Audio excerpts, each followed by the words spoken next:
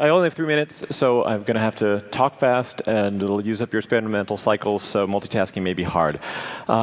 So 27 years ago, I got a traffic ticket that got me thinking. I've had some time to think it over, and energy efficiency is more than just about the vehicle. It's also about the road. Road design makes a difference, particularly intersections, of which there are two types, signalized and unsignalized, which means stop signs. 50% of crashes happen in intersections. Roundabouts are much better. A study of 24 intersections have found crashes drop 40% from when you convert a traffic light into a roundabout. Injury crashes have dropped 76%, fatal crashes down 90%. But that's just safety. What about time and gas? So traffic keeps flowing, so that means less braking, which means less accelerating, less gas, and less pollution. Less time wasted, and that partly accounts for Europe's better efficiency than we have in the United States. So unsignalized intersections, meaning stop signs, they save many lives, but there's an excessive proliferation of them. The small roundabouts are starting to appear. This is one in my neighborhood, and they are much better. They're better than traffic lights, better than four-way stop signs. They're expensive to install, but they're more expensive not to, so we should look at that. But they're not applicable in all situations. So take, for example, the three-way intersection. So it's logical that you would have one there on the minor road entering the major, but the other two are somewhat questionable. So here's one, there's another one which I studied. Their cars rarely appear on that third road. And so the question is, what does that cost us? That intersection I looked at had about 3,000 cars per day in each direction, and so that's 2 ounces of gas to accelerate out of. That's 5 cents each, and times 3,000 cars per day, that's $51,000 per year.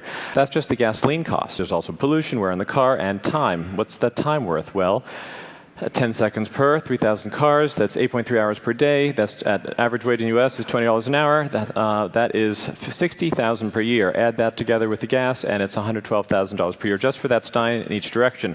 Discount that back to the present at 5%. Over $2 million for a stop sign in each direction. Now, if you look at what that adjacent property is worth, you could actually buy the property, cut down the shrubbery to improve the sightline, and then sell it off again, and you'd still come out ahead. So it makes one wonder, why is it there? I mean, why is there that stop sign in each direction? Because if it's saving lives. So is there a better way to accomplish that goal? The answer is to enable cars to come in from that side road safely, because there are a lot of people who might live up there, and if they're after waiting forever, the long queue could form because the cars aren't slowing down on the main road. Can that be accomplished with existing signs? So there's a long history of stop signs and yield signs. Stop signs were invented in 1915, yield signs in 1950, but that's all we got. So why not use a yield sign? Well, the meaning of yield is you must yield the right of way. That means if there are 5 cars waiting, you have to wait till they all go, then you go. It lacks the notion of alternating or taking turns.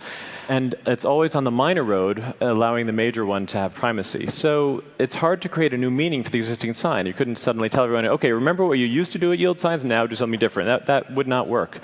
So what the world needs now is a new type of sign.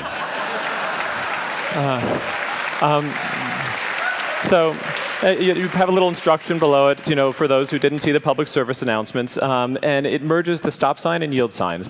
It's kind of shaped like a T, as in taking turns, and uncertainty results in caution. When people come to an unfamiliar situation they don't know how to deal with, they slow down. So now that you're all road scholars, don't wait for that sign to be adopted. These things don't change quickly. But you all are members of communities, and you can exercise your community influence to create more sensible traffic flows. And you can have more impact on the environment just getting your neighborhood to change these things than by changing your vehicle. Thank you very much.